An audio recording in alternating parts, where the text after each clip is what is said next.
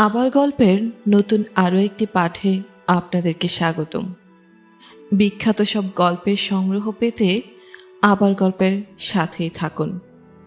আপনাদের জন্য আমাদের আজকের নিবেদন বিভূতিভূষণ বন্দ্যোপাধ্যায়ের একটি ভ্রমণ কাহিনী।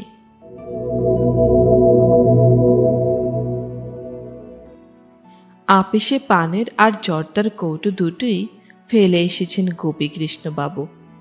বউবাজারের মোড়ে এসে মনে পড়ল ছাতিটা আজ আবার আনেননি। বৃষ্টি হবে না ধারণা ছিল, কিন্তু এখন দেখা যাচ্ছে ছাতি না এনে ভুল করেছেন। মেঘ জমে আছে সেন্ট্রাল অ্যাভিনিউর বড় বড় বাড়িগুলোর মাথায়। পানের কৌটো ফেলা চলে না, টেবিল থেকে কে উঠিয়ে নিয়ে যাবে। আবার আপিসে ফিরলেন। ইনচার্জ বাবু তখনও কাজ করছেন এক মনে, অথচ কেউ নেই ডিপার্টমেন্টে। খোসামতে কোথাকার, মরুক খেটে। 150 টাকা মাইনের মতো কাজ দেখানো চাইতো সাহেবদের, নইলে যদি তাড়িয়ে দেয়। দিনকাল ভালো না।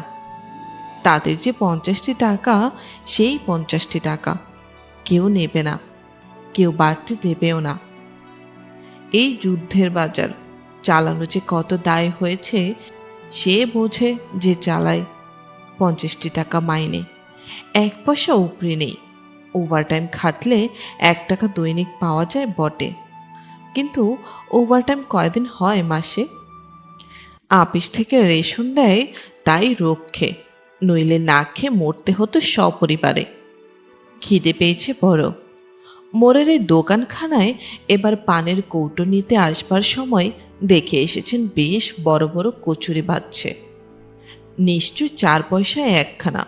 খেতে ইচ্ছে তো হয়, পয়সায় কুলোয় কুই। একটা দোকানে বসে আধ পেয়ালা চা 2 পয়সা দিয়ে কিনে খেয়ে একটা বিড়ি ধরিয়েই আপাতত খিদের শান্তি করলেন গোপীকৃষ্ণবাবু। পাশেই ওই লালবাড়িটা, তখন মেস ছিল। 50-এর 2 ধন্বন্তরের বসে লেন। গোপীকৃষ্ণবাবু মনে মনে হিসেব করলেন 33 বছর আগের কথা। বঙ্গবাসী কলেজে 3rd ইয়ারে পড়েন উনি তখন। সেসব দিনের কথা, হায় রে হায়। সেই বিপিন, কানু, বিনোদবাবু, শীল, মতি, কাংলা, টেরা শম্ভু, শশুভন মিত্তির কত বন্ধুত্ব, কত গালাগালি, কত ভাবের আদান প্রদান। কত বড় আশা ছিল মনে, বোম্বেতে গিয়ে চাকরি করব, দেশের সঙ্গে সম্পর্ক রাখব না, সাহেব হয়ে যাব, এমনকি পার্সি মেয়েকে বিয়ে করব। পার্সি মেয়েকে বিয়ে করবার বড় শখ ছিল তখন, কে জানে কেন। প্রথম যৌবনের নেশায় ইডেন গার্ডেনে 2-4টি সুন্দরী পার্সি তরুণীকে বেড়াতে দেখবার ফলে বোধহয়। আরেকটা বড় শখ ছিল বিলেতে যাবার। সেটা অবশ্যই তখন একটু দুর্দশার মতোই ছিল, তবুও নিতান্ত দুর্দশা ছিল না। সম্মুখে বিস্তৃত জীবন পড়ে আছে, কেন হবে না? হলেও তো হতে পারে। এখন কিন্তু তার আকাশ কুসুমতো যতটা ফুটে বেরিয়েছে, তখন ততটা হয়নি। টেরা শম্ভু বউবাজারের মোড়ে একটি ছোট্ট ঘরে ডিসপেন্সারি ফেদে বসে আছে আজ বহু বছর। বিশেষ কিছু হয় বলে মনে হয় না। গোপীকৃষ্ণবাবু মাঝে মাঝে আপিস ফেরত সেখানে বসে চা খান, চায়ের পয়সা বাঁচে। আজও গেলেন। শম্ভু ডাক্তারের ডাক্তারখানায় রোগীর ভিড় নেই, এই একটা সুবিধে। শম্ভু বসে বসে খবরের কাগজ পড়ছে। গোপীবাবুকে দেখে কাগজ রেখে বললে, এসো এসো, একটা খবর দেখেছো? জাপানিরা আবার 6 মাইল। আরে ভাই, এসব রেখে দাও। নিজেরা মরছি নানান তালে, আবার পরের খবর রাখতে গেলে বাঁচি কেমন করে? চা খাওয়া ফিনিশ? না, বসো, চা নাই। কেন, স্টোভ কি হলো? পিন পাচ্ছি নে। স্টোভটার কি যে হয়েছে কাল থেকে? চা নাই। ও মধু। ডিসপেন্সারির চাকর মধু পাশের দোকান থেকে 2 পেয়ালা চা নিয়ে এলো ঘরের কেটলে নিয়ে। দুপেয়ালা ভর্তি করে কেটলিতে একটু বাড়তি চা রইল, সেটুকু আবার ঢেলে দিলে। চা খেতে খেতে শম্ভু ডাক্তার ও গোপীকৃষ্ণবাবু বিদেশ ভ্রমণের গল্প করেন, অর্থাৎ ভ্রমণ করবার ইচ্ছা পোষণ করেন। করা উচিত বা করলে ভালো হয় সে কথা বলেন। এটা এরা দুজনে প্রায় করে থাকেন। দুই বন্ধুরই খুব বেড়ানোর শখ, কিন্তু সংসার নিয়ে জড়িয়ে পড়েছেন। টাকা পয়সায় কুলোয় না, কোথাও কখনো যাওয়া ঘটে না বলেই সুখ। শম্ভু ডাক্তার পশ্চিমে গিয়েছে মগরা পর্যন্ত, তাও অনেক কাল আগে। সেখানে ছিল মাসির বাড়ি। গোপীকৃষ্ণ তার চেয়ে একটু বেশি, বর্ধমান পর্যন্ত। দুই বন্ধুর পশ্চিম ভ্রমণের এই পর্যন্ত ইতি। তবে প্রতি বছর পুজোর আগে দুজনে বসে বিদেশ ভ্রমণের প্ল্যান আটেন নানা রকম। এবার কোথাও যাওয়া যাক, বুঝলে? কত পয়সা তো কত দিকে খরচ হচ্ছে। টাকা 40 হলে একবার কাশিটা ঘুরে আসা হয়। তখন তর্ক বাদে দুজনে, কাশি না গয়া কিংবা সাঁওতাল পরগনা। অবশেষে সেদিন ব্যাপার মুলতুবি থাকে। পরদিন আবার শুরু হয় আলোচনা। কি বলো, তাহলে বাঘলপুরে ঠিক করা যাক? পাহাড় কখনো দেখা হয়নি। বাঘলপুরে কি পাহাড় আছে ঠিক সংবাদ দুজনের কেউই জানে না। এমনইভাবে পুজো এসে পড়ে। এই 1 মাসে বহু নাম উচ্চারিত হয় ভ্রমণ সম্পর্কে। পেশোয়ার, কাশ্মীর থেকে শুরু করে দিল্লি, জয়পুর, বৃন্দাবন, শিলং, এমনকি বীরভূম জেলার নলহাটি পর্যন্ত। শেষ পর্যন্ত কোনোবার কোথাও যাওয়া ঘটে না। শম্ভু ডাক্তারের 3 মাসের দোকান ভাড়া বাকি পড়তে বাড়িওয়ালা নালিশের ভয় দেখায়। গোপীকৃষ্ণবাবুর ছোট ছেলে টাইফয়েডে পড়ে, যায় সব ভেস্তে। বহু বছর ধরেই এমন চলেছে।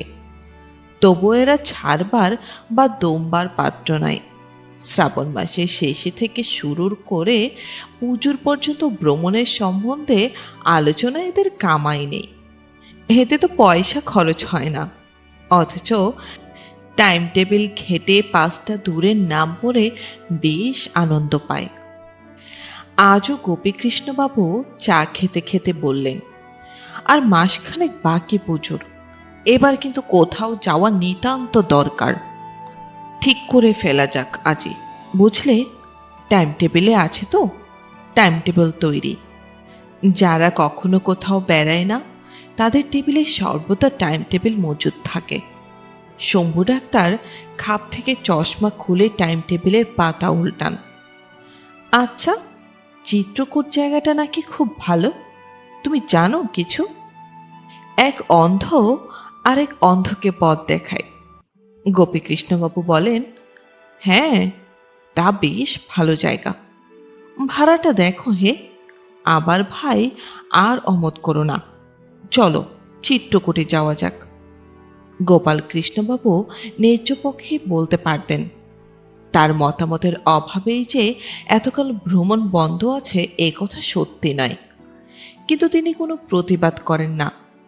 চিত্রকূটের ভাড়া বেরোলো টাইম টেবিল খুঁজে। শম্ভু ডাক্তার বললেন, ওর উপর ধরো আরও 20 টাকা, খাওয়া দাওয়া, পান সিগারেট, যুদ্ধের বাজার, বুঝলে না? সে তো বটেই। তাহলে এবার আর অমত করো না, এখন থেকে রেডি হওয়া যাক, কি বলো? পুজো তো এলো।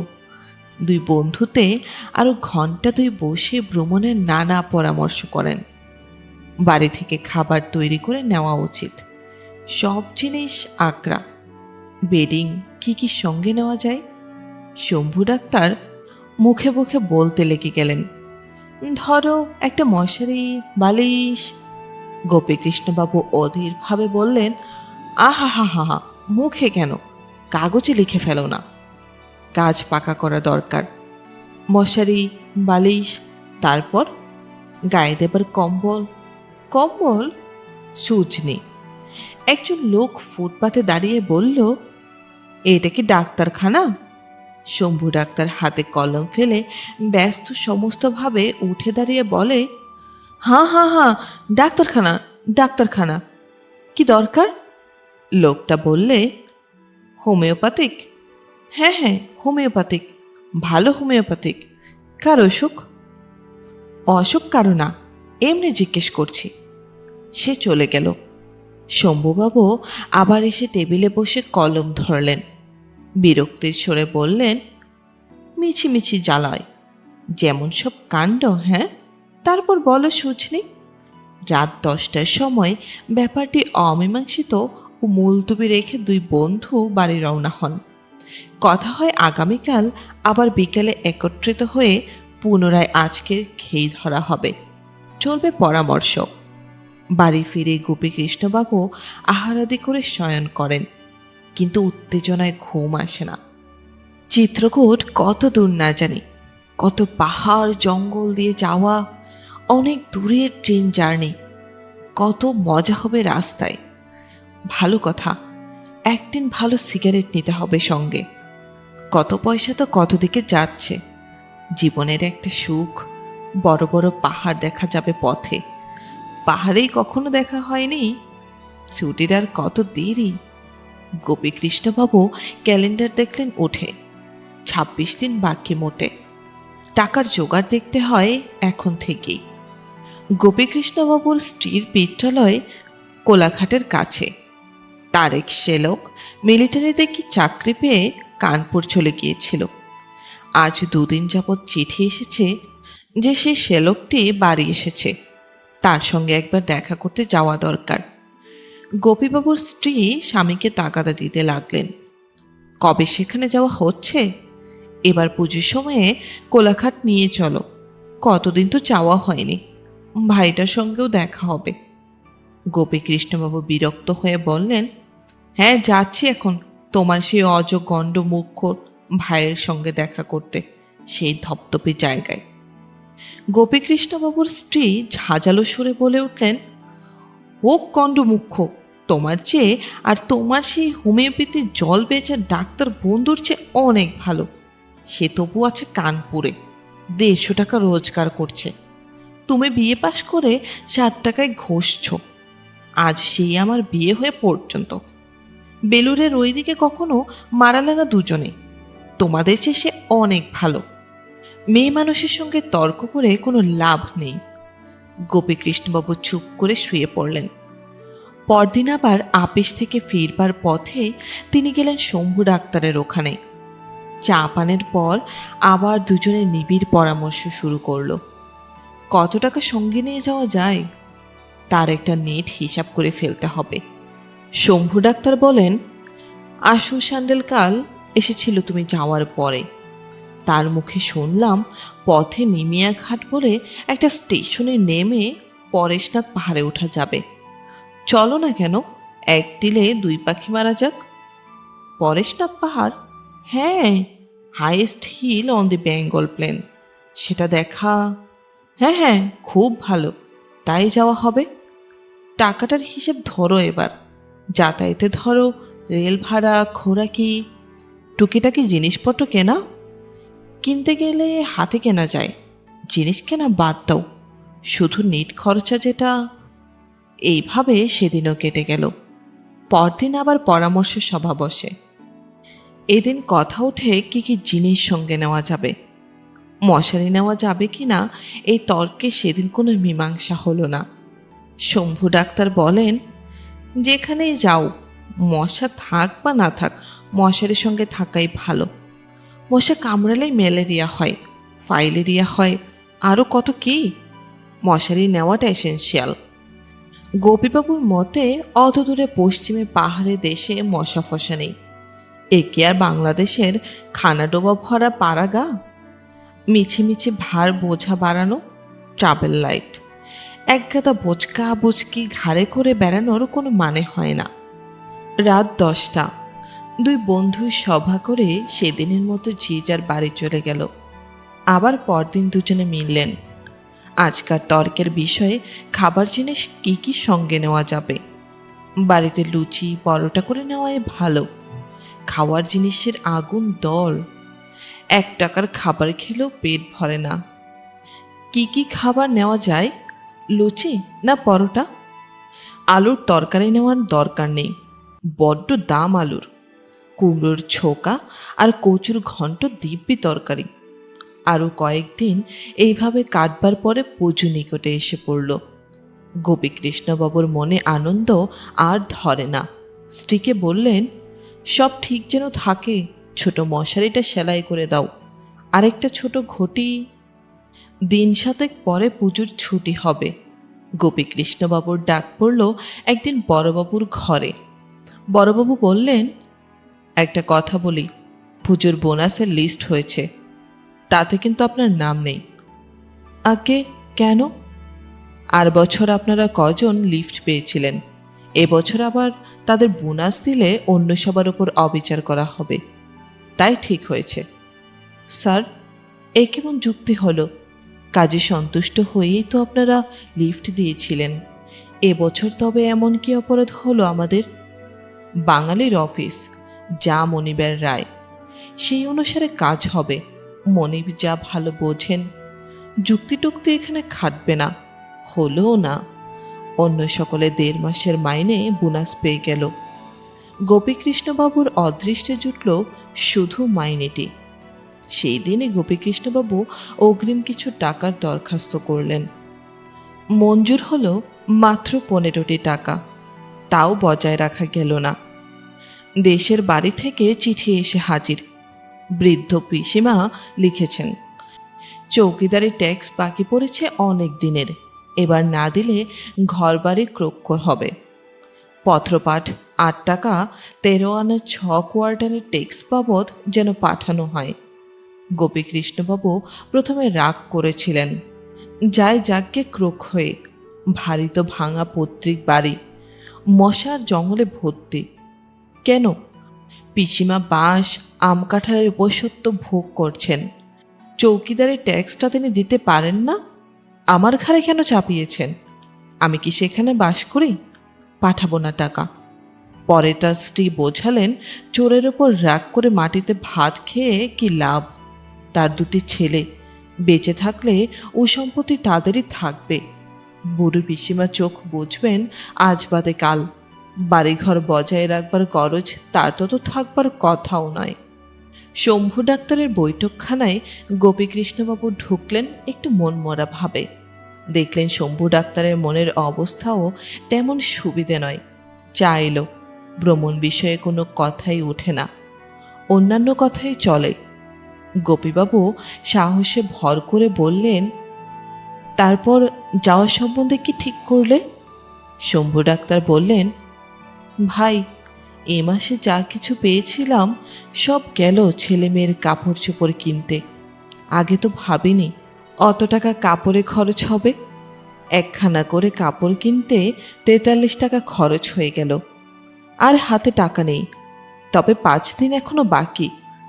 দেখি যদি এর মধ্যে কোনো শক্ত কেস টেস এসে যায় ভগবানের দয়ায়। গোপীকৃষ্ণবাবু নিজের টানাটানির কথা ব্যক্ত করলেন, তবে এখনো 5 দিন বাকি, ওই যা ভরসা। যদিও এটা মনকে চোখ ঠাড়া মাত্র। 5 দিনে গোপীকৃষ্ণবাবু কি আর 30 টাকার লটারিতে পাবেন? তা কিছু নয়। শম্ভু ডাক্তার বললেন, আচ্ছা, চিরকুট যদি নাও হয় অত দূর। টাইম টেবিলে একটা জায়গা বলছে ঋষশৃঙ্গ মুনির আশ্রম, লুপ লাইনের কাজরা স্টেশন থেকে 6 মাইল। সিনারে বেশ বলে লিখছে। আজ আমার শালিও বলছিল, গ্র্যান্ড কর্ট লাইনের নিমিয়াঘাট বলে একটা স্টেশন থেকে পরেশনাথ পাহাড় যাওয়া যায়, তাই যাবে, খরচ কম হয়। আবার রাত 10টা পর্যন্ত আলোচনা। ঋষশৃঙ্গ মুনির আশ্রম না পরেশনাথ পাহাড়, কোনটা সস্তা? হিসেব করে টাইম টেবিল পরে দেখা গেল তাতেও 25 থেকে 30 টাকা খরচ পড়বে জন পিছু, তার কম হবে না। ও এরকম করে জোগাড় হয়ে যাবে এখন, বললেন শম্ভুবাবু। আশ্চর্যের বিষয়, রুগী ও রোগ দুটোই হঠাৎ কলকাতা শহরে বড্ড কমে গেল। সারাদিনে আগে তবুও 2-1 টাকাও হতো, এখন 5 আনার নক্স ভূমিকাও বিক্রি হয় না। রুগী দেখা দূরের কথা, ওষুধ বিক্রি পর্যন্ত বন্ধ। তার উপর শম্ভু ডাক্তারের মামাতো ভাই বিধু এসে হাজির, সঙ্গে তার স্ত্রী। দেশে চলছে না আদৌ। এত বড় ডাক্তার পিস্তুত ভাই থাকতে তারা কি না খেয়ে মরবে? গোপীকৃষ্ণবাবুর অবস্থাও যে ভালো তা নয়। ইতিমধ্যে একদিন তার ভাইজি জামাই 2 ইলিশ মাছ 5 টাকা দিয়ে কিনে নিয়ে হাজির। গোপীবাবুর স্ত্রী এসে বললেন, ওগো শুনছ, জামাইয়ের ওই মাছের টাকা দিও যাবার সময়। গোপীবাবু রেগে উঠে বললেন, কেন? আমি কি বলেছিলাম আমার বাসায় মাছ কিনে না আনলে আমরা সবাই না খেয়ে মরতে বসছি?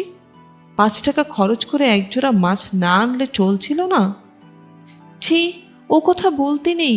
জামাই মানুষ, এনে ফেলেছেন যখন তখন সে দাম দিতেই হবে। সবাই মিলে মাছটা তো খাওয়া হয়েছে, জামাই একা খাননি। খাননি কি? আমার সংসারে এক পোখারা মাছ কিনলে চলে যায় 6 আনা দিয়ে। 5 টাকার মাছ কিনে একদিন খেয়ে আমার লাভটা হলো কি বলতে পারো? যতই উল্টো তর্ক করুন, তাকে শেষ পর্যন্ত শুভদের মতো মাছের দামটা জামাতা বাবাজির হাতে গুজে দিতে হলো যখন তিনি যাচ্ছেন। মিটে গেল ব্যাপার। 8টা টাকা বুক করে রাখা ছিল, তার মধ্যে ইলিশ মাছের ঠেলায় গেল 5টা টাকা অকারণে বেরিয়ে। শম্ভু ডাক্তারের ডিসপেন্সারিতে বসে 2 বন্ধু কথা বলছেন। এবার কিন্তু ভ্রমণের আলোচনা নয়, কোথাও যাওয়া তাদের হবে না, দুজনেই বুঝেছেন। বোটানিক্যাল গার্ডেনের বস্তা পচা আটা ময়দার কথা উঠেছে। ভ্রমণের সম্বন্ধে একটা কথাও কেউ বলেননি আজ। কাল ষষ্ঠী। হঠাৎ গোপীকৃষ্ণবাবু উসখুস করতে করতে পকেট থেকে একখানা রঙিন কার্ড বের করে বললেন, হ্যাঁ, এই বলছিলাম কি, আমাদের অফিসের বঙ্কু সরকার কাল অফিস বন্ধের দিন একখানা দিয়ে গেল। ওদের গ্রাম লাঙলপোতায় সর্বজনীন দুর্গোৎসব হবে, তারই নেমন্তন্ন। রামায়ণ গান হবে, চণ্ডী হবে দুরাত। যাবে? বেশি দূর নয়, বারাসাত স্টেশনে নেমে 2 মাইল। চলো, পুজোর ছুটিটা তবু কলকাতার বাইরে। আর সে বেশ জায়গা, ছেলে ছোকরাদের দল মিলে রাস্তা করেছে, ঘাট করেছে, জঙ্গল কেটেছে। একটা পুরনো শিব মন্দির আছে নাকি অনেক কালের। তাহলে কাল সকাল 7টায় শিয়ালদা থেকে দত্তপুকুর লোকাল ছাড়বে, ওতেই চলো যাওয়া যাক। দেখবার মতো জায়গা। শম্ভু ডাক্তার উৎসাহের সঙ্গে বললেন, বেশ বেশ, সে বেশ বেড়ানো হবে এখন, চলো তাই। আমি ঠিক সময় রেডি হয়ে স্টেশনে হাজির হব কাল। পরবর্তী 3 দিন 2 বন্ধুর পরম আনন্দে লাঙলপোতায় কাটে। সত্যি বেশ জায়গা, অনেক কিছু দেখবার আছে। একটা পুরনো শিব মন্দির, চৌধুরীদের বড় মজার দিঘি, গায়ের ছেলে ছোকরাদের নিজেদের তৈরি মেটের রাস্তা। শনিবারে সোমবারে হাট বসে। বেগুন, কুমড়ো, ঝিঙে, রাঙা আলু বিক্রি হয়। রামায়ণ গান হলো নবমীর রাত্রে। পরদিন হলো গ্রামের দলের কেষ্টযাত্রা। খাওয়া দাওয়াও কদিন বেশ হলো। বঙ্কু সরকার অতিথি বৎসল লোক, খুব খুশি গোপীকৃষ্ণবাবু ও শম্ভু ডাক্তার।